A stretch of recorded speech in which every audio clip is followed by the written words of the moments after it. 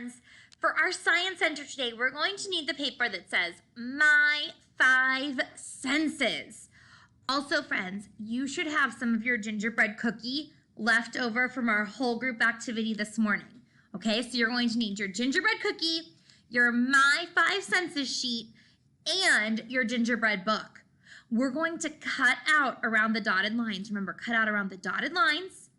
And then we're going to look at how our cookie looks, smells, feels, sounds, and tastes. So we're going to use our five senses. Now look over here, we have clues. Looks, we see the eyes. Smells, the nose. Feels, the hand. Sounds, our ear. And taste, our tongue. All right, my friends. So you're going to now do your five senses activity. So you get to bite your cookie again, look at the cookie, taste the cookie. Now, I want you to think about it. When your cookie is just sitting there, do we really hear a sound?